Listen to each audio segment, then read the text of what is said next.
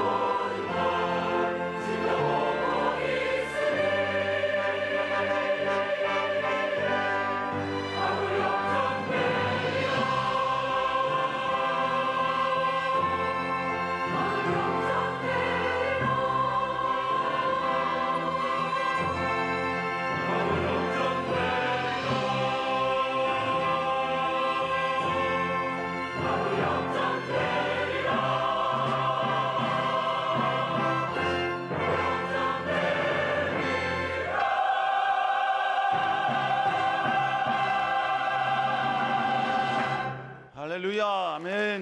감사합니다. 담임 목사님께서는 우리 세이덴교회 창립 30주년 기념 사업의 하나로 성도들과 함께 성지 영상 촬영 및 다큐 제작차 이스라엘로 성지 순례로 출타하셨습니다. 오로지 주님의 발자취에만 집중하시면서 모든 성지마다 말씀과 기도로 함께 예배하는 그러한 일정으로 진행이 됩니다. 성도들은 은혜가 되겠지만 그 모든 곳곳마다 또 말씀을 전하시고 또 기도를 인도하시고 예배를 인도하시는 목사님에게 있어서는 쉽지 않은 그러한 힘든 일정입니다. 목사님 돌아오실 때까지 여러분 건강과 그리고 회복을 위해서 일정을 위해서 함께 기도해 주시기를 간곡히 부탁드리겠습니다. 또 목사님의 입국 일정이 좀 유동적입니다. 그곳 현지 상황에 따라서 유동적이지만 분명한 사실은 오셔서 금요철화를 인도하신다는 것입니다. 여러분 금요철화 때도 여러분 목사님의 말씀을 통하여서 큰 은혜 받을 수 있기를 간곡히 부탁드리겠습니다. 그리하여 오늘은 부득불 제가 담임 목사님을 대신하여서 말씀을 전하게 되었습니다. 여러분 지금까지 담임 목사님을 통해 질 좋은 영의 양식을 먹었다면 오늘은 새해 첫날 별미를 드신다라고 생각하시고 함께 은혜를 나눴으면 좋을 것 같습니다. 새해 첫날부터 속았다 이런 생각은 여러분 접어두시고 부족하지만 주님께서 주시는 작은 은혜일지라도 함께 주님 안에서 나눴으면 좋을 것 같습니다. 오늘은 양력으로 친다면 2월 18일이죠. 그러나 우리가 음력으로 친다면 새해가 된 지 셋째 날 신년 첫 시작이 되는 것입니다. 시간은 참 빠른 것 같습니다. 병신년이 엊그제 같은데 병신년은 이제 2년 전 시간이 되어버렸습니다. 그리고 벌써 2018년이 되었죠. 그런 의미에서 우리 옆사람과 함께 좀 새해 인사를 좀 했으면 좋을 것 같습니다. 2년 전 병신년은 읽고 팔팔한 18년이 되세요. 우리 옆사람과 함께 좀 인사하도록 하겠습니다. 제가 뭘 잘못했습니까? 그건 아니죠. 우리 다시 한번 옆사람과 인사할까요? 올 한 해 꼭 대박 나세요. 우리 옆사람과 다시 인사하겠습니다. 올해 안에 큰 주님이 허락하시는 놀라운 축복과 형통의 역사가 여러분 삶 가운데 있기를 주의 이름으로 축원합니다. 잠깐 기도하시겠습니다. 사랑 은혜가 충만하신 주님, 오늘 새해 첫 주 하나님께 예배할 수 있는 은혜 주시니 감사합니다. 오늘 예배의 주인공은 오직 여호와 한 분인 줄로 믿사오니 모든 영광 경배 홀로 받으시며 주의 이름만 드러나는 귀한 예배 될 수 있도록 주여 인도하여 주시옵소서. 이 시간 다시 한번 부족한 자가 말씀을 전합니다. 부족한 자 감추어 주시며 오직 주의 말씀만 증거되게 하여 주시옵소서. 특별히 귀한 담임 목사님과 성도들의 일행을 주여 붙잡아 주시고 안전하게 돌아올 수 있도록 주여 축복하여 주시옵소서. 더불어 귀한 목사님 순간순간 매 순간마다 아버지 그 성지 장소마다 하나님의 말씀을 증거할 때 그 가운데 강력한 성령의 역사 있게 하여 주시고 온 성도들이 다시 한번 2000년 전에 일어난 그 사건들이 현재에서 눈으로 보는 위대한 기적의 역사가 있게 하여 주시옵소서. 함께할 줄 믿사옵고 오늘 예배를 통해 주님 영광 받으실 줄 믿사옵고 살아계신 예수님 이름으로 간절히 기도드렸사옵나이다. 아멘. 오늘은 인생 역전의 전환점이라는 제목을 가지고 여러분과 함께 좀 말씀을 나누길 원합니다. 전환점, 이 전환점이라는 단어가 있지요. 이것을 어떻게 해석하느냐에 따라서 각자 다른 해석이 가능합니다.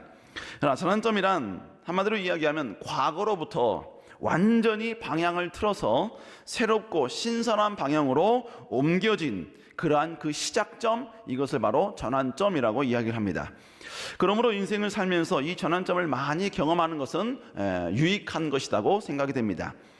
그런데 우리도 이 세상을 살면서 때로는 우리가 알게 모르게 우리의 인생의 전환점, 그 크기와 그리고 어떤 사이즈에 따라서 인생의 전환점을 우리도 조금씩 경험하고 있다라는 것이지요. 사람마다 다르지만 누구는 결혼이 그 사람의 인생을 전환시키는 전환점이 되기도 합니다. 그래서 결혼과 함께 과거를 완전히 청산하고 새로운 인생, 새로운 삶을 사는 사람도 반드시 있게 되는 것이죠. 인터넷에 보니까 로또와 배우자의 공통점이 무엇인지 기록을 해놨더라고요. 답은 이겁니다. 인터넷에 이렇게 쓰여졌어요. 저는 그대로 적어 말씀드리겠습니다. 로또와 배우자의 공통점은 더럽게 안 맞는다. 하지만 여러분, 누구는 이 결혼이 그들의 인생의 전환점이 되는 사람도 있다라는 것이죠. 때로는 어떤 상황, 어떤 사건이 우리 인생의 전환점이 되기도 합니다. 그래서 우리 그리스도인 가운데 여러분 하나님의 임재, 성령의 능력을 체험하면서 인생이 완전히 바뀐 성도님들도 보게 되지요.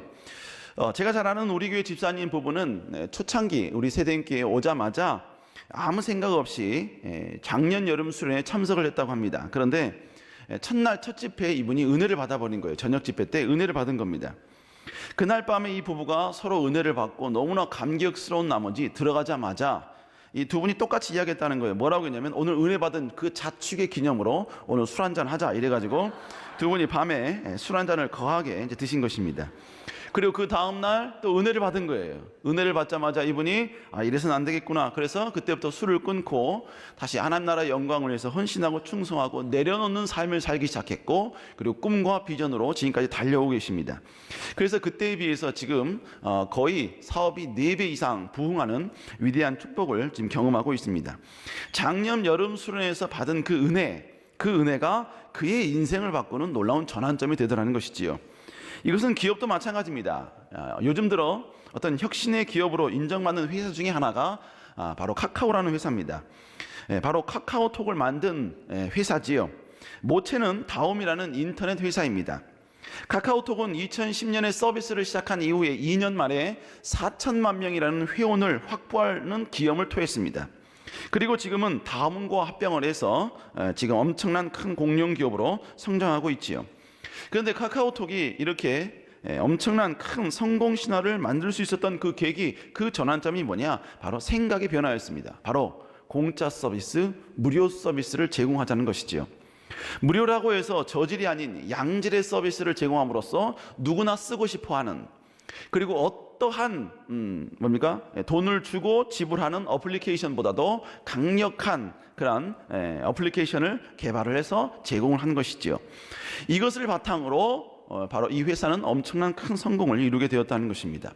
똑같이 이 공짜, 누구도 생각하지 못하는 이 무료라는 생각을 기업에 적용시켜서 기업의 전환점을 만든 또 다른 기업이 있습니다.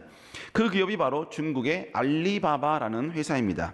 2015년 자료에 의하면 알리바바를 통한 거래는 중국 국내 총생산 GDP의 2%에 이르고 중국 국내 온라인 거래의 80%가 알리바바 계열사를 통해 이루어지고 있으며, 그리고 중국 국내 소포의 70%가 알리바바 관련 회사를 통해서 이루어지고 있다고 합니다.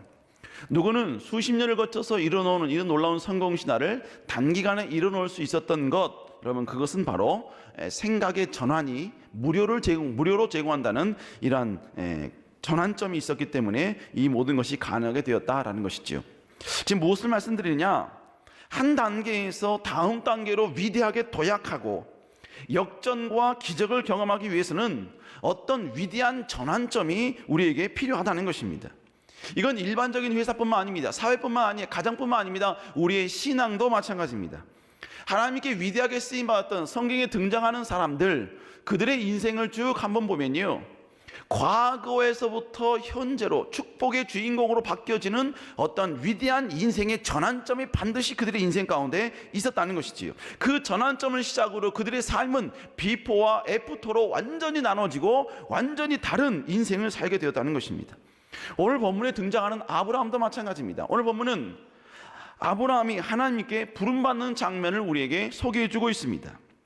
오늘 부름받는 이 본문을 시작으로 아브라함의 인생은 과거와는 완전히 다른 새로운 삶, 새로운 인생, 새로운 축복의 길을 걷게 되었다는 것이지요. 결국 오늘 본문의 이 사건은 아브라함에게 있어서 인생 역전의 놀라운 전환점이 되는 순간이 되었다는 것입니다.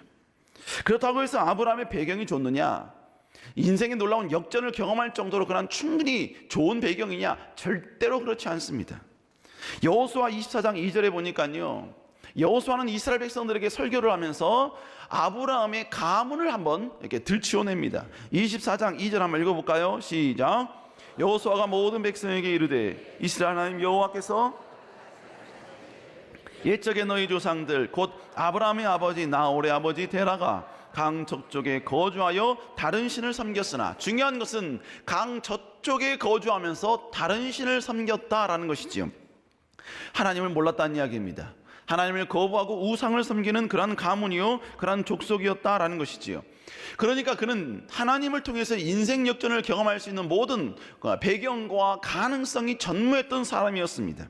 그럼에도 불구하고 그는 위대한 인생의 역전의 전환점을 맞이하게 되었고 그를 통하여 위대한 축복을 경험하게 되었다는 것이지요. 결국 우리는 오늘 이 아브라함이 전혀 아무것도 아닌, 아무것도 없는 상태에서 위대한 역전의 전환점을 맞이하게 된 그 배경과 그 상황들, 어떻게 그가 인생의 역전의 전환점을 체험했는가, 그걸 우리가 보고 우리도 그가 경험한 그 인생의 전환점에 걸맞는 삶을 산다면 아브라함의 인생처럼 우리의 삶에도 위대한 역전과 기적의 능력이 우리에게 임재할 줄로 믿습니다. 그렇다면 아브라함이 경험한 인생 역전의 전환점, 그것은 도대체 무엇인가? 첫 번째로 하나님의 약속의 말씀을 받는 것이 인생 역전의 전환점이 된다라는 것입니다. 오늘 본문은 하나님께서 아브라함을 부르신 장면을 우리에게 소개해 주고 있습니다. 그런데 하나님은 아브라함을 부르실 때요, 아브라함의 환경과 아브라함의 조건, 아브라함의 무슨 부족한 부분, 연약한 부분, 그리고 아브라함의 모든 가시, 이런 것을 해결해 주는 것부터 시작하지 않으셨어요. 다짜고짜 그에게 약속을 주는 것부터 시작하십니다. 우리 창세기 12장 1절 2절 한번 읽어볼까요? 시작. 너는 너의 고향과 친척과 아버지 집을 떠나 내가 내게 보여줄 땅으로 가라. 민족을 이루고 내게 복을 주어 내 이름을 창대하게 하리니 너는 복이 될지라. 하나님이 아브라함에게 지금 이렇게 약속해 주신 거예요. 그러고 나서 또다시 여러분 연이어서 약속하십니다. 3절에 보니까 너를 축복하는 자를 축복하고 너를 저주한 자를 저주할 뿐만 아니라 땅의 모든 족속이 너로 말미암아 복을 받을 것이라. 하나님께서 제일 먼저 아브라함을 사용하실 때 하신 일이 무엇이냐? 그의 환경을 바꿔주는 것이 아니라 그에게 약속을 먼저 주셨다라는 것이죠. 우리는 인생 역전, 하나님께 부름받은 인생, 하나님께 쓰임받은 삶, 이걸 이야기할 때 항상 우리가 연이어 생각하는 게 뭐냐? 환경의 변화, 아니면 우리 문제 해결과 일치시킬 때가 있습니다. 그런데 하나님은 우리 인생 역전을 시킬 때 절대로 우리 삶 가운데 문제 해결부터 주시는 것이 아니라 먼저 우리 마음 가운데 내가 너를 부른 이유, 내가 너를 사용해야 될 이유, 너를 이 땅에 보내신 목적, 이 땅에 너를 존재케 하는 그 이유가 무엇인지, 너를 통하여 하나님이 어떤 영광을 받길 원하신지에 대한 약속을 그에게 먼저 허락해 주셨다라는 것입니다. 그들이 약속받을 때 그들의 환경이 받자마자 급작스럽게 그의 환경이 변화된 건 아닙니다. 아니, 오히려 약속을 받는 순간 그들의 인생은 더 열악하고 더 부정적이고 더 여러분 참담한 방향으로 여러분 그렇게 진행된 케이스도 있습니다. 요셉의 경우 그렇지 않습니까? 하나님의 약속을 받았어요. 꿈을 받았어요. 그런데 그는 오히려 형제들에게 공격을 당했고 애굽으로 팔려가는 이 비참한 상황으로 서서히 여러분 전진하게 되는 거 아닙니까? 약속을 받았다, 그렇다고 해서 우리의 삶이 변화된 건 아닙니다. 그러나 하나님께서는 그 약속을 통하여서 하나님은 어떻게 그를 통하여 그 약속을 이루시는지를 읽는 우리를 통하여, 말씀을 읽는 우리를 통하여 서서히 증명해 가고 계시다는 것입니다. 그렇다면 문제는 과연 우리는 하나님의 약속을 어떻게 받느냐 이거예요. 어떻게 받느냐 이겁니다. 여러분, 그런데 참 이런 약속 받는 건요 간단합니다. 여러분, 성경에 있는 모든 말씀은 하나님의 영감으로 기록된 말씀인 줄로 믿습니다. 하나님의 감동으로 기록된 말씀인 줄로 믿습니다. 그러니까 성경은 하나님의 생각이요, 하나님의 마음이요, 우리를 향한 하나님의 뜻, 이 모든 것이 성경의 기록인 것입니다. 그러므로 여러분, 하나님의 등장하는 그 하나님의 말씀을 내가 믿음을 가지고 확신을 가지고 그 말씀을 내가 받으면 되는 거예요. 나의 약속의 말씀으로 삼으면 된다 이것입니다. 아니면 어떤 말씀에 내가 은혜를 받았습니까? 도전을 받았습니까? 여러분, 그러면 그 말씀을 나의 평생의 약속의 말씀으로 붙잡고 전진하면 되는 것입니다. 우리는 특별히 매해마다 약속의 말씀을 받지요. 여러분, 뽑는다고 말하지 마세요. 약속의 말씀을 뽑는다, 그렇게 말씀하지 마세요. 우리는 약속의 말씀을 받는 겁니다. 그 받는 말씀을 나에게 주신 약속의 말씀이요, 하나님이 나에게 주셨다라고 인정하며 나아가면 되는 것입니다. 사랑하는 여러분, 위대한 인생의 역전의 전환점은 하나님의 약속을 받는 것부터 시작된다는 것이지요. 두 번째로, 약속에 대한 확실한 믿음을 가지고 나가는 것이 인생 역전의 전환점이 된다는 것입니다. 인생의 역전 전환점이 약속을 받는 것부터 시작된다라고 말씀을 드렸어요. 그렇다고 해서 약속을 받는 것에만 너무 집중해서는 안 됩니다. 지난주 담임 목사님께서는요, 2주 전이죠, 우리가 약속의 말씀을 받을 때 너무 전보듯이 그렇게 우리는 봐서는 안 된다라고 목사님께서 말씀하셨습니다. 저도 옛날에 그런 분 한번 봤습니다. 어떤 분이냐면요, 약속의 말씀을 받고 싶어요. 그러니까 성경을 통해서 그 약속의 말씀을 약간 좀 잘못되게 왜곡되게 받더라고요. 어떻게 말하냐면 성경을 가지고 오시더니요, 딱 앞에 피시더니 뭐라고 말하냐면요, 오늘 한번 약속의 말씀을 받아볼까 이러더니요, 주님 믿습니다 오늘 어떤 말씀 주십니까 하면서 딱 보니, 거기 보니까 너를 위하여 보물을 땅에 쌓아두지 말고, 아 주님 이런 건 아니지요, 이런 건 아니면, 다시요 주님 실수하신 것 같아요, 다시 합니다 주님. 그랬더니요, 내 사랑하는 독자 이삭을 바쳐. 어허 주님 이러시면 안 되시죠 하면서 한 번 더 합니다. 거기 보니까 내 입을 크게 벌리라 내가 채우리라니까. 할렐루야. 그렇죠 주님, 맞습니다. 이 말씀이죠. 여러분 이렇게 해서는 안 된다는 거예요. 내 구미에 맞는 말씀을 여러분 해서는 안 된다는 얘기입니다. 혹 여기 계신 가운데 약속의 말씀을 받고 나서 그 말씀이 여러분 좋았다고 해서 기뻐하는 그 자체로 끝나서 안 되고, 때로는 부담된다고 해서 여러분 숨겨놓고 감춰두고 그것으로 여러분 해서는 안 된다는 겁니다. 약속을 받았다면 그 이후에 해야 할 일이 있어요. 그게 바로 뭐냐? 그 약속의 말씀을 믿음으로 믿고 전진해야 됩니다. 그 약속의 말씀이 내 말씀이요 하나님이 주신 말씀이라는 확증과 확신이 내 안에 있어야 된다는 것입니다. 오늘 본문에서 하나님이 아브라함에게 주신 이 약속의 말씀은요, 아브라함의 입장에서 보면 이게 너무 허무맹랑합니다. 뜬구름 잡기식이에요. 그리고 아브라함의 현실과 가능성을 보면 이건 도저히 불가능한 약속의 성취입니다. 아니 어떻게 여러분 75세인 아브라함이 자녀를 출산합니까? 그리고 여러분 자녀도 없는 이 아브라함이 어떻게 여러분 자기 자손이 해와 하늘의 별과 바다의 모래알같이 되냐 이거예요. 그리고 어떻게 여러분 자기 자녀를 통하여서 온 민족이 여러분 복을 받느냐, 이건 말이 안 되는 거지 않습니까? 그런데 중요한 것은요, 아브라함은 그 말씀을 믿었다는 거예요. 야고보서 2장 23절 읽어볼까요? 시작. 이에 성경에 이른 바 이것을 의로 여기셨다는 말씀을 이루어졌고 그는 하나님의 벗이라. 본문에 보니까 뭐라면 아브라함이 하나님을 믿으니 라고 말씀하고 있어요. 무엇을 말하는 겁니까? 여러분 약속을 받았다면 그 받은 것으로 끝나면 안 돼요. 그 말씀이 하나님이 내게 주신 말씀이요 나를 움직이는 말씀이라는 분명한 확증과 확신을 가지고 우리는 전진해야 된다는 것입니다. 여러분 예수님도 마찬가지였어요. 예수님께서는 모든 능력과 기적을 행하시는 분이십니다. 그러나 그렇다고 해서 무분별하게 모든 기적을 행하시지 않으셨어요. 하나님께서 어떤 치유와 기적을 행함으로써 그들의 인생의 역전의 전환점을 그들에게 선물을 할 때 하나님께서는 항상 그 사람의 확인한 게 있었습니다. 그게 바로 뭐냐? 바로 그들의 믿음이었습니다. 믿음. 왜요? 믿음이 하나님의 전능하심을 발휘하게 하는 능력이 되기 때문에 그렇다는 것이죠. 그래서 눈이 보이지 않는 장애를 가진 그들을 고치실 때 주님은 이렇게 말씀하십니다. 마태복음 9장 29절 30절에 보니까 여러분 그들의 눈을 만지시면 뭐라 그럽니까? 너희 믿음대로 되라 라고 말씀하고 있어요. 내가 만졌으니까 되라가 아니라 너의 믿음대로 되라 말씀하고 있는 것입니다. 그러자 그들의 눈이 밝아졌지요. 결국 뭡니까? 그들에게는 믿음이 있었다는 이야기예요. 눈을 밝아질 것이다, 주님의 터치하심과 주님의 명령이면 밝아질 것이다 라는 분명한 확신과 믿음이 있었기에 그들은 인생 역전의 위대한 전환점이 되는 순간을 그들은 경험하게 되었다는 것입니다. 약속은 받았다고 되는 게 아닙니다. 여러분 신년에 받은 약속의 말씀 받고 그걸 그때만 읽고 여러분 그 이후로는 성경의 책가피 정도로 쓴다거나, 어떤 분 보니까 막 이쑤시더라고요. 뭐 이쑤시개로 사용한다거나, 여러분 그러면요 아무런 능력이 나타나지 않습니다. 그 약속의 말씀을 신뢰해야 합니다. 받은 약속의 말씀을 철저히 믿고 남은 시간 동안 여러분 그 말씀대로 순종하면서 충성하면서 살아갈 때 우리 놀라운 기적의 능력을 체험하게 되는 줄로 믿습니다.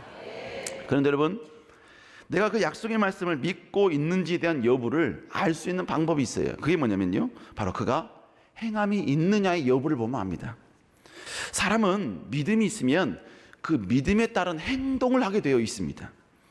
여기 프라미스 홀에 앉아 계신 성도님들은 수천 명입니다. 지금 지난 설 동안 음식 섭취를 월등히 하시는 바람에 중력을 과거에 비해 조금 더 무겁게 느끼시는 분들도 여기 계실 것입니다. 그렇게 되면 지금 이 건물은요 지난주보다 훨씬 더 많은 하중을 지금 받고 있는 거예요. 그러면 지난주보다 훨씬 더 붕괴의 가능성은 높아지는 것입니다. 하지만 어느 누구도 예배당에 들어올 때 불안해하면서 들어오신 분은 아무도 안 계십니다. 몰라요, 여러분 주머니에 또 먹을 걸 구겨놓고 오신 분도 계실 수 있습니다. 믿으면, 신뢰하면 행동으로 이어지게 되어 있습니다. 아브라함도 자신의 입장에서 볼 때 전혀 하나님의 말씀이 당장은요 현실과 너무 동떨어진 말씀이었어요. 그러나 그는 믿었습니다. 믿으니까 그는 행동하게 됩니다. 하나님을 믿었기 때문에 그가 했던 행동이 무엇입니까? 창세기 12장 4절에 보니까 이렇게 나옵니다. 한번 읽어볼까요? 시작. 하나님 말씀을 따라갔고 롯도 그와 함께 갔으며 아브라함이 하란을 떠날 때 75세. 여러분 여기 아브라함이 여호와의 말씀을 따라갔고라고 나오죠. 이걸 영어 성경으로 보면 이렇게 나옵니다. So Abraham departed as the Lord had spoken to him.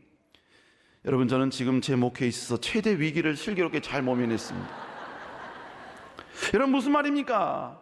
As the Lord, 하나님께서 has spoken to him, 그에게 이야기했던 것처럼 Abraham departed, 아브라함은 출발했다는 이야기예요. 그래서 본토 친척 아비집을 떠났다는 것입니다. 왜요? 하나님이 창세기 12장 1절에 본토 친척 아비집을 떠나라고 명령했기 때문입니다. 하나님의 약속을 믿는 사람은 행동하게 되어 있습니다. 이 행동이라는 이 단어를 하나님의 말씀, 하나님의 관점, 하나님의 어떤 영역에서 표현한다면 바로 순종이라는 단어가 되는 것입니다. 그러므로 하나님을 신뢰한 사람은요 순종하게 되어 있습니다. 그 순종이 지금 현실로 봤을 때 너무나 비이성적이고 맹목적이고 과연 그런 일이 이루어질까 하는 여러분 의심이 드는 순종의 요청이라 할지라도 말씀에 대한 철저한 신뢰가 있는 사람, 약속에 대한 신뢰가 있는 사람은 행동하게 되어 있다는 것입니다. 그런데 아브라함이 지금 순종했던 그 순종은 아브라함에게서는 엄청난 큰 부담이었습니다. 왜냐하면 당신은 시족 국가였기 때문에 가족과 친척들이 뭉쳐서 서로 보호하며 살았습니다. 지금이야 여러분요 국가라는 어떤 시스템이 있기 때문에 우리를 보호해 주지요. 그러나 이 시대는 무정부 상태입니다. 정부가 없어요. 그러다 보니까 그들은 각자 같은 혈통끼리 가족과 친족들끼리 서로 모여서 그들을 보호해야만 했습니다. 그리고 이 시대는 약육강식의 시대입니다. 강한 자가 무조건 약한 자 걸 뺏는 시대예요. 그러니까 여러분 성경 창세기를 쭉 읽어보면 나라라는 말이 거의 안 나옵니다. 대부분 나온 단어가 뭐냐면 족속이에요. 블레셋 족속, 미디안 족속. 이게 뭡니까? 그들끼리 여러분요 시족 국가끼리 어떤 국가를 만들어 서로 보호하는 겁니다. 그러니까 아브라함이 본토 친척 아비집을 떠난다는 것은 다른 모든 사람들로부터 자신의 생명이 노출되었다, 자신의 모든 걸 다 빼앗긴다라는 표현인 것입니다. 그의 인생에 더 이상 자기를 보호해 줄 수 있는 보호막이 사라지게 된다라는 거예요. 그런데 아브라함은 그거를 알매도 불구하고 떠났다는 것입니다. 아브라함이 떠난 것은 아브라함이 현실 감각이 없어서가 아니에요. 지금 지정학적 위치와 그 시대의 모든 상황과 형편들을 모르는 무지와 무식이 있었기 때문에 그런 것이 아닙니다. 그가 그렇게 떠날 수 있었던 유일한 이유는 하나님에 대한 철저한 믿음이 있었기 때문입니다. 약속에 대한 믿음이 있었기 때문에 그가 이 모든 걸 가능했다는 것입니다. 하나님 앞에서 순종, 하나님 앞에서의 순종을 우리 이성으로 보면요 때로는 자기 손해와 불편함을 감당할 수밖에 없다라고 우리 인정할 수밖에 없어요. 지난주에 담임 목사님께서 11조 설교에 말씀하셨지요. 축복의 통로로서 11조에 동참하자라는 말씀을 우리에게 증거해 주셨습니다. 여러분 11조의 헌금만큼 내가 하나님께 드리잖아요. 그러면 그만큼 내가 힘들어집니다. 그만큼 여러분요 그 금액만큼 내 인생 내 삶의 경제에 반드시 그 11조의 금액만큼 빵꾸가 나게 되어 있습니다. 죄송합니다. 빵꾸가 아니라 구멍입니다. 그럴지라도 드릴 수 있는 것은 하나님 앞에 드리는 자에게 하나님께서 쌓을 것이 없도록 붙지 않아 나를 시험해보라는 이 하나님의 약속의 말씀을 철저히 신뢰하기 때문에 가능한 것입니다. 하나님께 충성하는 것도 마찬가지죠. 이성적으로 보면요 충성하면 손해가 올 수밖에 없어요. 당장은 손해입니다. 그럴지라도 충성하는 것은 하나님께서 울며 씨를 뿌릴 때 반드시 기쁨으로 거두고 계신다는 이 믿음이 있기 때문에 가능한 거예요. 이 믿음이 있기 때문에. 직장생활도 마찬가지죠. 여러분 직장생활, 여러분 저 세상 시스템이 뭡니까? 우리의 신앙, 우리의 여러분요 견고한 믿음을 다 박살내기에 충분한 시스템, 그런 인프라를 가진 데가 세상입니다. 우리가 믿음을 가지고 믿음 세상에 나아가서 믿음 생활을 하려고 해보세요. 반드시 조롱이 날라옵니다. 공격의 화살이 날라오고요, 비난에 여러분 독설이 쳐들어온다는 겁니다. 그 가운데 여러분 그리스도인대로 말씀대로 살려면 얼마나 힘듭니까? 피해가 올 게 뻔해요. 그럼에도 불구하고 하나님 말씀을 붙드는 이유, 말씀대로 살려고 노력하는 이유, 여러분 그것은 하나님의 약속에 대한 믿음이 있기 때문에 가능한 거예요. 사랑하는 여러분, 약속의 말씀을 받았다면 그걸 믿으시기 바랍니다. 인생 역전의 전환점은 말씀을 받고 그 말씀을 철저히 신뢰하는 것부터 시작이 된다는 것입니다. 그런 여러분들 수 있기를 주의 이름으로 축복합니다. 세 번째로, 약속을 끝까지 믿는 믿음의 지속성이 인생 역전의 전환점이 된다는 것입니다. 아브라함은 하나님의 약속의 말씀에 순종해서, 약속을 믿고 순종해서 행동을 했지요. 그래서 본토 친척 아비집을 떠났습니다. 그리고 하나님께서 지시한 가나안을 향하여 출발을 합니다. 그리고 5절에 보니까 드디어 가나안에 들어왔다라고 설명을 해줍니다. 우리 5절 한번 읽어볼까요? 시작. 그의 아내 사라와 조카 롯과 하란으로 모든 소유와 얻은 사람들을 이끌고 마침내 가나안 땅에 들어갔더니, 자, 본문에 보니까 드디어 여러분이 어떻게 되냐면 가나안 땅에 들어왔다라고 말합니다. 지금 본문의 배경이 되는 그 지형을 보면 이렇습니다. 그리고 이 지역을 조금 더 확대해 보겠습니다. 조금 더 확대해 보면 지도는 이러한 모양입니다. 그런데 아브라함이 가나안에 오기 이전에 그가 살았던 지역이 어디냐면 갈대아 우르 지역입니다. 갈대아 우르 지역은 바로 티그리스 유브라데스 강 하단 부분에 나와 있는 지역입니다. 바로 저 지역이 우르라는 지역입니다. 물론 영역이 좀 작긴 합니다만 저 지역입니다. 그리고 아브라함이 들어갔던 곳이, 가나안 땅이 바로 빨간 표시된 바로 저 지역입니다. 우르에서 가나안까지 갈 때는 절대로 직선으로 가지 못합니다. 왜냐하면 그 가운데는 사막 땅이기 때문에 그렇습니다. 그래서 당시 사람들은 가나안에 가기 위해서는 물길을 따라 이동을 했습니다. 그래서 먼저 티그리스 유브라데스 강을 따라서 끝까지 올라와서 바로 저 끝에서 다시 남쪽으로 내려가 가나안 땅으로 들어간 것입니다. 그런데 우르에서 상단 부분까지 거리가 어느 정도냐면 약 1400km 정도 됩니다. 그리고 상단 부분에서 가나안까지가 약 550km가 됩니다. 그러니까 아브라함은 갈대아 우르에서 하나님께서 가나안 땅으로 가라는 이 명령을 바로 2000km를 걸쳐 걸어오면서 순종했다는 것이지요. 사람이 걸어서 2000km를 가려면 여러분 시간이 꽤 걸립니다. 제가 여러분 과거에 듣기로 우리나라 조선시대 부산에 살고 있는 사람이 한양으로 과거 시험을 보려면 걸어서 와야 되는데 그때 소요되는 거리 시간이 약 한 달 정도 걸린다라는 이야기를 제가 들었습니다. 그러면 근데 부산에서 한양까지의 거리가 약 430km 정도 됩니다. 그러니까 사람이 걸어서 430km를 한 달에 간다면 2000km는 약 5달에 걸쳐서 가야만 했던 거리였다라는 것이지요.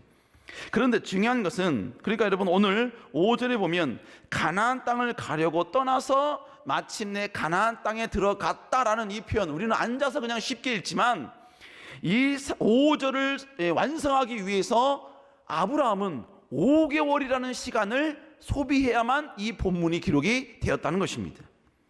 그런데 중요한 것은 아브라함이 5개월 동안 갈대아 우르를 떠나서 가나안 땅까지 가는 그 기간 동안 하나님은 단 한 번도 그에게 나타나지 않았다는 거예요.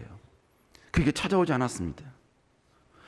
아브라함은 5개월 동안 자기를 공격하는 수많은 사람들을 피하기도 하면서 숨어 지내면서 여러분 결국 가나안 땅에 도착을 했어요. 5개월 동안 가는 동안 하나님의 응답과 하나님의 어떤 역사하심과 음성과 위로가 없는 상태에서 그가 갔을 때 그는 여러분 가면서 수없이 많이 고민했을 겁니다. 이것이 과연 맞나? 이것이 진짜 하나님의 음성 맞나? 지금 이 받은 약속의 말씀이 진짜 맞아? 이거 진짜 이루어지는 거 맞아? 가나안 땅까지 가는 거 맞나? 그리고 그때 하신 분이 진짜 하나님 맞나? 하나님이 하신 말씀이 맞나? 그게 진짜 성취되는가? 내가 혹시 헛고본 거 아닌가? 내가 지금 이상하게 맹목적인 어떤 광신도적 신앙을 하고 있는 거 아닌가? 여러분 그는 수없이 많은 고민을 했을 거예요. 수없이 많은 갈등을 했다는 것입니다. 여러분 우리도 그럴 때가 있지요. 나름 하나님께 헌신하고 충성하려고, 나름 하나님의 깊으신 뜻을 가려고 여러분 하나님의 어떤 여러분 말씀을 선택을 했어요. 말씀대로 살려고 노력을 했어요. 그런데 수없이 많은 갈등이 와요. 어떤 위로도 없습니다. 어떠한 여러분요 표식이 없어요. 해결되는 것도 없어요. 계속 핍박만 오고 나만 위축돼요. 그럴 때 우린 갈등하잖아요. 이거 포기해야 되는 건가? 여기서 내려놓아야 되는 건가? 근데 여러분 아브라함이 위대한 게 뭔지 아세요? 여러분 그는 한 번 하신 약속의 말씀을 절대로 중간에 잊지 않고 끝까지 끈기 있게 말씀을 신뢰하며 나아갔다는 것입니다. 그 말씀을 신뢰했기 때문에 5개월 동안 하나님의 음성이 없을지라도 그는 가나안 땅까지 가는데 전혀 주저하지 않았다는 것입니다. 하나님의 위대한 인생 역전을 경험하기 위해서 필요한 것이 바로 하나님이 주신 약속에 대한 지속적인 신뢰함, 지속적인 믿음이 우리에게 필요하다는 것입니다. 이 하나님의 약속의 말씀을 끝까지 믿는 믿음의 지속성이라는 측면에서 최고의 달인이 나오는데 그 최고의 달인이 누구냐? 많은 사람이 있겠습니다만 저는 노아가 아닐까 생각을 합니다. 하나님께서 노아에게 나타나셨어요. 모든 인류를 멸망시킬 것이다, 심판하실 것이다 말씀하셨어요. 그리고 노아에게 너는 방주를 지어라, 내가 너를 보호해 주겠다라는 약속의 말씀을 주십니다. 그래서 노아는 방주를 짓습니다. 그런데 노아가 방주를 짓는 기간이 몇 년인지 아십니까? 신학자들이나 목사님들마다 그 방주를 짓는 기간이 조금씩을 다릅니다. 누구는 100여 년이 안 된다고, 100년이 안 된다고 말하고, 누구는 100년이라고 말하고, 누구는 120년이다 라고 이야기를 합니다. 그러나 여러분 제가 정확하게 말씀을 드리겠습니다. 결론은 100여 년입니다. 100여 년, 90년도 100여 년이고 120년도 100여 년이에요. 여러분 몸무게 59여도 여러분 그냥 50여 킬로그램이다 그러면 되는 거예요. 예, 99여도 여러분요 99입니다 이게 아니라 그냥 90여 킬로 됩니다. 그러면 정직한 거예요. 나쁜 거 아닙니다. 여러분 즉 노아가 방주를 짓는데 걸렸던 기간이 100년이라는 겁니다. 그런데 놀라운 사실이 뭐냐면요, 하나님은 노아 보고 방주를 만들라라고 말한 그 순간 처음 노아에게 임했고요. 그리고 언제 다시 노아에게 찾아오셨냐면 노아가 완성했을 때 다시 노아에게 찾아오십니다. 그 100년 기간 동안, 노아가 방주를 만드는 그 100년 기간 동안 하나님은 단 한 번도 노아에게 찾아오지 않았다는 거예요. 근데 노아에게 가장 힘든 시간이 언제일까요? 언제가 노아에게 가장 어려운 시간이었겠습니까? 바로 방주를 만드는 그 100년의 시간 아니겠습니까? 여러분 맨 하늘에 방주를 만다고 생각을 해보세요. 누가 그들을 칭찬해주고 누가 그를 격려해줍니까? 그것도 1, 2년이지요 10년, 20년, 30년 지났는데 여전히 방주 짓고 있어요. 뿐만 아니라 여러분 그의 자녀가 3명 있거든요. 셈, 함, 야벳. 이들은 아버지가 방주 짓는데 여러분 멍하니 있었겠습니까? 당연히 여러분요 밖에 나가서 함께 여러분 방주를 짓고 함께 여러분 방주 짓는데 동조했을 거 아닙니까? 그러면 여러분 수많은 사람이 얼마나 그들을 조롱했겠습니까? 아비가 미치니까 자식들도 미쳤네. 도대체 뭐하는 짓거리야? 지금 이 시대에 해야 할 일이 얼마나 많은데 지금 저런 행동을 하고 있는가? 저건 하나님의 약속이라 하지만 저건 미친 짓이야, 광신도야. 믿어도 저렇게 믿으면 안 돼. 여러분 수없이 많은 조롱과 핍박이 그들에게 임했을 것입니다. 그런데 여러분 그때 하나님이 좀 한 번쯤은 찾아와 주시면 안 됩니까? 하나님이 그에게 임재하셔서 좀 위로해 주시면 안 됩니까? 그에게 오셔서 내가 너와 함께 한다고 여러분 그들을 좀 쓰다만 주시고 그들을 좀 안아주시면 안 되냐 이거예요. 그런데 하나님은 단 한 번도 찾아오지 않으셨어요. 근데 더 위대한 건 뭐냐면요, 한 번도 하나님의 임재가 없어도 노아는 100년 동안 방주를 짓는데 전혀 문제없이 지어냈다는 것입니다. 이게 왜 그렇습니까? 노아는요 비록 오랜 기간이었지만 20년 전, 30년 전, 40년 전일지라도 그때 하나님이 약속하신 그 말씀을 그는 끝까지 믿고 80년 지나도 90년 지나도 그 약속을 신뢰하며 끝까지 하나님의 말씀에 순종하고 행동하는 삶을 보였다는 것입니다. 이게 바로 뭐예요? 약속에 대한 믿음의 지속성이라는 것입니다. 사랑하는 여러분, 우리에게 필요한 것은 바로 이 약속을 끝까지 믿는 믿음의 지속성입니다. 왜 그런지 아세요? 여러분 우리가 주일날 와서 제가 여러분 예배드리는 이 모든 것들을 어떻게 우리가 다시 한번 재해석할 수 있는가? 여러분 저는 그냥 우리 모든 성도님들이 주님으로 충전되는 시간이라고 저는 이야기를 합니다. 청년들에게 와서 주님의 말씀 듣고 주님의 은혜로 충전이 되는 거예요. 물론 이제 조심히면 충전이 덜 되겠지요. 한 20% 충전돼서 가시는 겁니다. 그러나 졸지 않으시면요, 집중해서는 100% 충전이 되는 거예요. 근데 여러분, 조금 전에 말씀드렸다시피 세상에 나가보세요. 100% 충전된 그 상태로 능력 있게 출발하잖아요. 그럼 월요일부터 갑자기 방전되기 시작해요. 세상에 나가면 여러 가지 많은 공격이 오기 시작합니다. 어떤 성도님이 무슨 얘기 말씀하시냐면요, 자기는 교회 오면 너무 좋다는 거예요. 너무 좋다는 거예요. 그런데 1층 앞에 보시면 여러분, 거기 예수님 동상이 있지요. 예수님 동상에서 여러분 저 보도블록 쪽으로 발만 내비두면 그때부터 은혜가 떨어진다는 거예요. 그때부터 은혜가 떨어지고 막 실족하고 막 절망되고, 근데 다시 이쪽으로 들어오면 막 은혜가 넘치고 막 그런다는 거예요. 물론 기분 탓이겠죠. 하나님은 어디나 계신 줄로 믿습니다.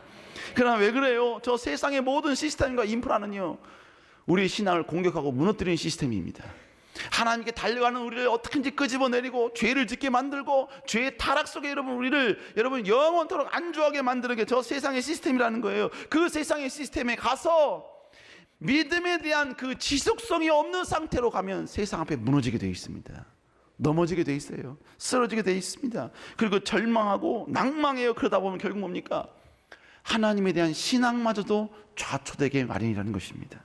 그러나 여러분, 우리는 끝까지 전진해야 될 줄로 믿습니다. 끝까지 나아가야 될 줄로 믿습니다. 우리는 다짐해야 돼요. 하나님은 반드시 울며 씨를 뿌린 자에게 기쁨으로 단을 거두게 하시는 분이시다. 내가 보이지 않지만 내가 하나님 말씀대로 살려고 발버둥 칠 때 이 모든 모습을 보시는 하나님께서는 언젠가 반드시 나에게 선한 것으로 인도해 주실 것이다.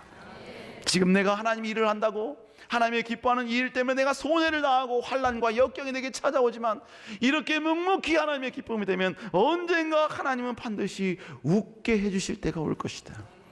나를 비웃는 모든 사람들 앞에서, 모든 친척들 앞에서 반드시 나를 세워주시고 반드시 위대한 역전의 능력을 우리에게 행하게 해주실 것이다.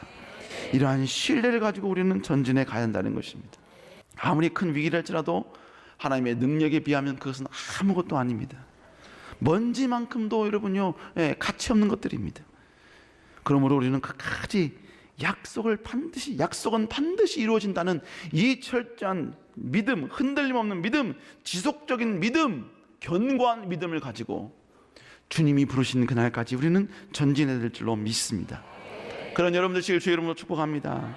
마지막 네 번째로, 약속을 받는 것은 당장 축복이 올 것이라고 생각하지 않는 것이 인생 역전의 전환점이 된다는 겁니다. 아브라함이 하나님의 약속을 받고 본토 친척 아비 집을 떠났지요. 위대한 결단을 한 겁니다. 순종을 한 거예요.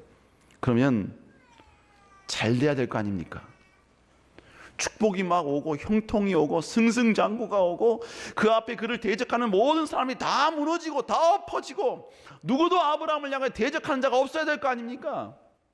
그리고 여러분요, 하나님께 순종했으니까 앞에 펼쳐진 모든 것들이 막 밝아지고 막 길이 막 만들어지고 막 길을 막 역사가 일어나고 막 평지가 되고 막 그런 역사가 일어날 거 아니에요.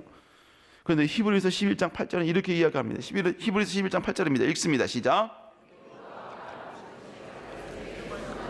장래의 유업으로 받을 땅에 나아갈세. 본문에 뭐라고 했습니까? 순종하여 장래의 유업을 받을 땅에 나아갔어요. 그런데 갈 바를 알지 못했대요. 어디로 갈지 모른다는 얘기예요. 하나님이 어디로 갈지를 그에게 인도해 주지 않고 있다는 겁니다. 오리무중입니다. 게다가요, 그가 가나안 땅에 들어갔죠. 근데 가나안 땅에 여러분 가뭄이 왔어요. 가뭄이 와서 그 가뭄 때문에 피해 바로 밑에 있는 애굽 땅으로 내려옵니다. 그 애굽 땅에 내려와서 그 아브라함이 당한 수치가 뭔지 아세요? 애굽 왕이 자기의 아내를 데려갔습니다. 그걸 아주 무기력하게 보고만 있어야만 했었어요. 아니, 하나님 나라 영광을 위해서 헌신하고 충성했고 여러분 약속을 붙들고 이렇게 여러분 누구도 할 수 없는 결단을 했으면 잘 나가야죠. 승승장구해야죠. 그런데 왜 하나님께서 이렇게 위기와 역경을 주냐 이거예요. 그리고 여러분 그가 하나님께서 아름답게 여러분 위기를 극복하게 해주셨죠. 그리고 여러분 그 다음에 여러분 다시 가나안 땅에 갔을 때 블레셋 왕에 의해서 또 여러분 두 번째 자기 아내를 빼앗기는 수모를 또 경험하게 됩니다. 아니 어떻게 이런 일이 가능하냐 이거예요. 하나님께 약속 믿고 그 견고함을 가지고 전진했는데 형통과 축복과 그리고 위대한 기적과 역전이 바로 그냥 순식간에 당장에 일어날 줄 알았는데 전혀 그렇지 않다는 것입니다. 사랑하는 여러분, 우리가 가지고 있는 그 생각, 우리의 전환점을 다시 바꿀 필요가 있습니다. 약속을 받고 그것을 믿고 충성하고 전진한다 그래서 인생의 역전이 바로 내일부터 시작하는 것은 아닙니다. 하나님이 순간순간 우리와 함께 하신다는 그 위로를 보여주실 수 있습니다. 그렇다고 해서 당장 우리 인생의 역전이 바로 내일부터 시작이 되고 엄청난 기적의 역사가 일어나는 것 절대로 아니라는 것입니다. 우리에게는요, 하나님께 헌신하고 충성하고 조금이라도 하나님의 기쁘심이 되면 우리 안에 뭐가 있냐면요, 그 기대감이 있습니다. 기대감. 내가 하나님께 헌신하고 충성했으니까 당장 내일 무슨 일이 일어날 거야. 당장 이번 올 한 해의 역사가 일어날 거야. 당장 내 삶 가운데 빠른 시일 내에 위대한 기적의 역사가 일어날 거야. 여러분, 여러분 기대감이 있다는 거예요. 그래서 뭡니까? 대박 날 것이고 큰 기적이 날 것이고 막 애가 막 천재가 되고 막 자녀가 막 다 학교 가고 승승장구하고 막 나는 가만히 있는데 갑자기 내 연봉이 막 올라가고 막 그러나 여러분, 이것은 자기가 생각하고 자기가 기대하는 자기만의 기대감이에요. 내가 만들어 놓은 기대감이라는 겁니다. 그러니까 여러분, 이 기대감이 꺾이거나 이 기대감대로 안 되면 여러분 불평하는 거 아닙니까? 충성하고 헌신했는데 왜 해결 안 되느냐고 하나님께 원망하지 않습니까? 그러면서 심지어는 더 나아가서는 신앙까지 흔들리게 되는 그런 상황까지 직면하게 되지 않습니까?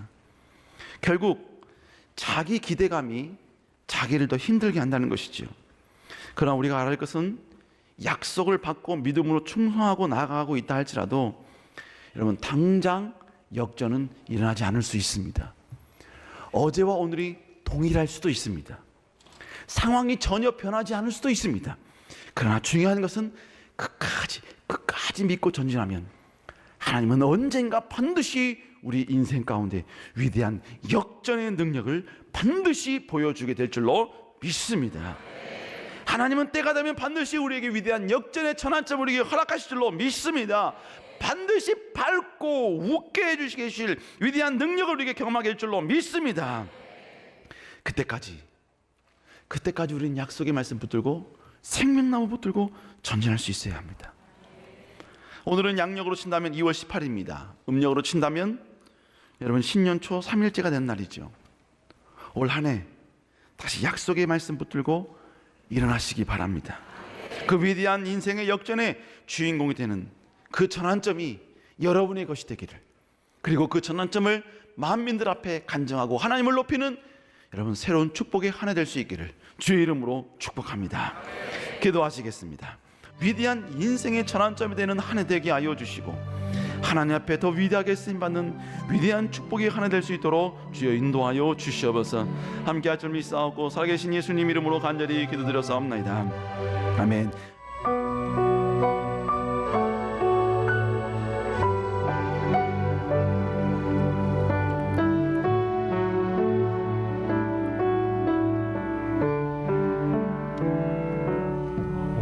오직 주의 사랑에 매여 내 영 기뻐 노래합니다. 이 소망의 언덕 기쁨의 땅에서 주께 사랑 드립니다. 오직 주의 임재 안에 갇혀 내 영 기뻐 찬양합니다. 이 소명의 언덕 거룩한 땅에서 주께 경배 드립니다. 주께서 주신 모든 은혜 나는 말할 수 없네.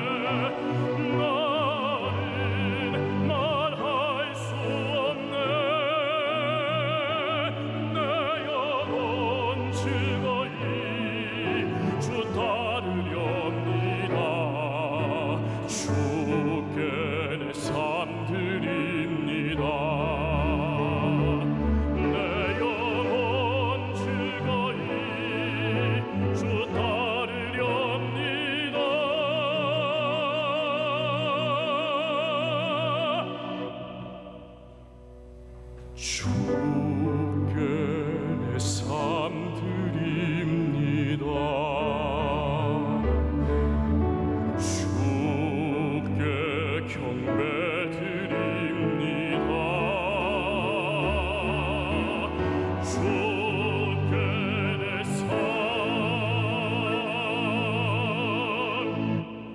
삶 드립니다.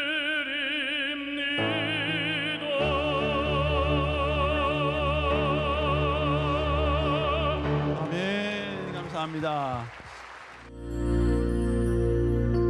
안녕하세요. 청년부 최혜진입니다. 세에덴교회에서 받은 은혜와 축복으로 며칠 후면 한동대학교 국제법률대학원에 갈 수 있게 된 제게는 많은 우여곡절들이 있었습니다. 초등학교 시절 저는 올림픽 태권도 경기 장면을 보고 태권도 선수의 꿈을 꿨습니다. 쉽지 않은 길을 가려고 하는 저를 부모님께서는 만류하셨지만 단식 투쟁까지 하며 운동선수의 길을 걷게 되었습니다.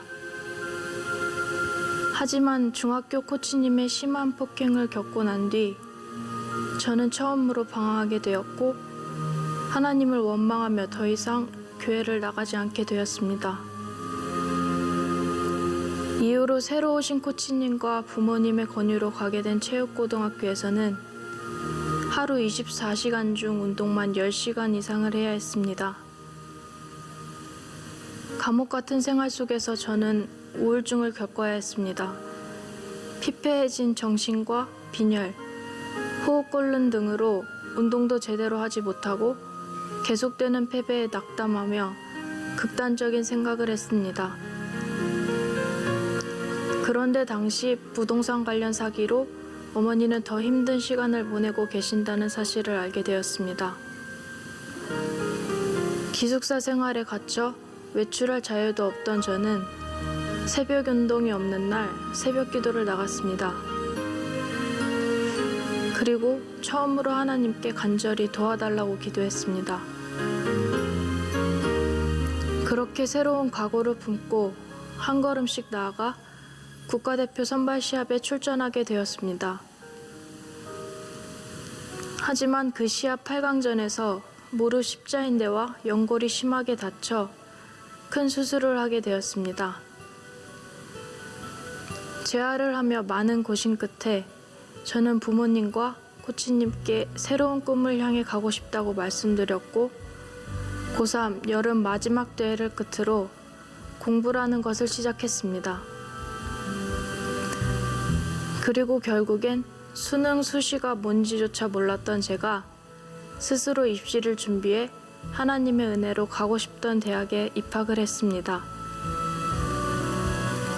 거의 모든 전공 수업을 영어로 하는 실정이 토익 200점대 수준이었던 저의 발목을 잡았지만 끝까지 포기하지 않고 노력해 가장 부족했던 제가 수석 장학금까지 받게 되었습니다.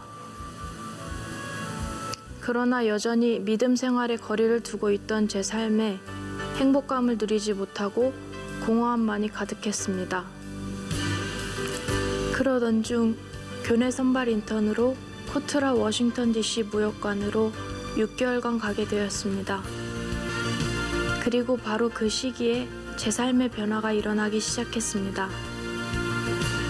그곳에서 우연히 나가게 된 워싱턴 중앙장로교회에서 세에덴교회 사역자이셨던 박형일 목사님을 만나게 되었고 그분과 함께 미국 내 애틀란타로 선교를 가게 되었습니다. 그곳에 가서 노숙자분들과 함께 말씀, 찬양, 길거리 전도 등을 하며 금메달을 따거나 좋은 성적을 받았을 때도 전혀 느껴보지 못했던 행복을 처음 느끼게 되었습니다. 그리고 하나님께서는 그분들을 통해 난민을 향한 새로운 비전을 제게 주셨습니다. 이후 한국에 돌아와 박 목사님의 추천으로 세에덴교회에 오게 되었습니다. 그리고 세에덴 청년들과 함께 낙산 단기 선교를 떠나게 되었습니다. 그곳에서 저는 그 어떤 교회의 청년들보다 진심과 열정을 다해 뜨겁게 기도하는 세에덴 청년들을 보았습니다. 그들의 모습을 통해 한국에 돌아온 뒤 세상적인 욕심이나 좋은 직장에 대한 유혹들로 주님이 주신 비전을 놓치고 있었던 제 자신의 모습을 반성하며 다시 하나님을 붙들게 했습니다.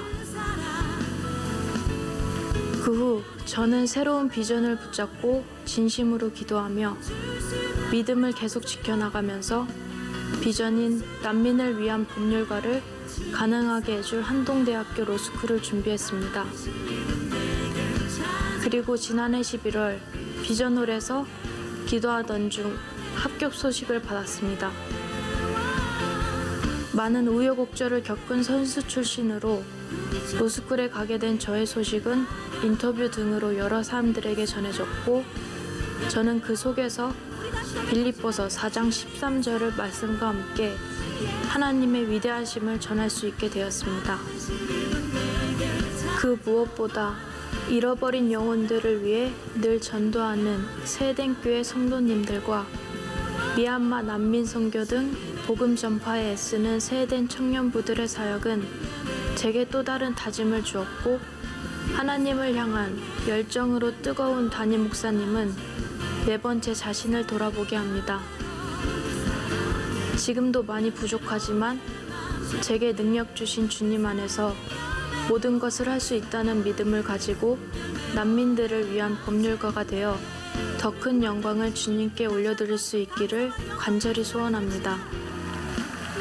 이 모든 영광을 하나님께 올려드립니다. 감사합니다. 할렐루야. 우리 살아계신 하나님께 영광을 받들는